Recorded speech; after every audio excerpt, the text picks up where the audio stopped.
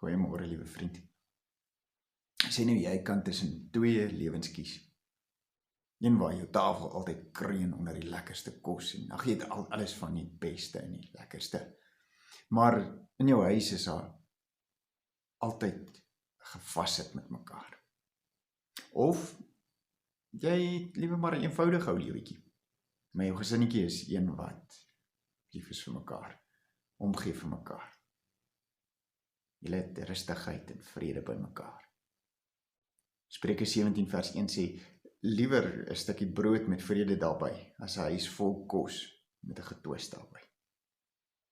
Sien, om in vrede te leef, is so kosbaar dat jy eintlik 'n groot klomp luksede daarvoor kan opgee.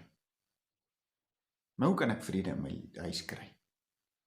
Spreuke 10 vers 12 sê, haat verwek twis. Liefde bedek alles wat aanstoot gee. Liefde bedek alles wat aanstoot gee. Verstaan, die mense rondom jou doen 'n klomp dinge waarvan jy nie hou nie.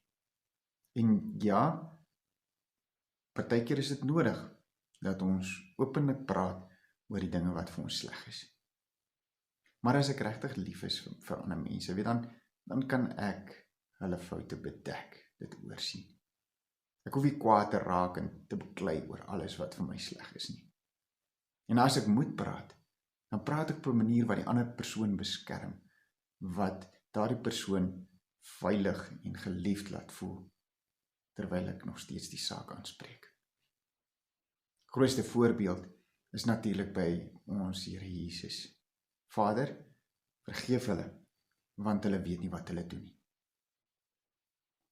En so kan ons ook vir die mense wat rondom ons dinge doen wat partykeer vir ons sleg is, die voordeel van die twyfel gee. As hulle my seermaak en benadeel, kan ek kies om te glo dat dit nie kwaadwillig is nie.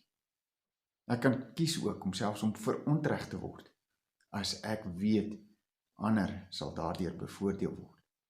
En sien, dis waar die eintlike sleutel van vrede lê.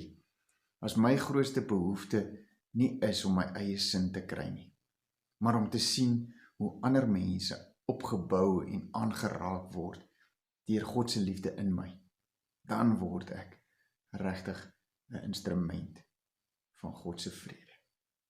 Kom ons bid daardie bekende gebed van Franciscus van Assisi. Here, maak my 'n instrument van die vrede. Waar daar haat is, laat my liefde saai. Waar daar onreg is, vergifnis. Waar daar twyfel is, geloof. Waar daar wanhoop is, hoop. Waar daar duisternis is, lig. Waar daar droefheid is, blydskap. O, goddelike meester, gee dat ek nie so seer sal soek om getroos te word nie, as om te troos. Om verstaan te word nie, as om te verstaan. Om bemind te word nie, as om lief te hê. Want ons weet, dis deur te gee dat ons ontvang, dis deur te vergewe dat ons vergewe word, dis deur te sterwe dat ons tot die ewige lewe gebore word. In Jesus naam. Amen.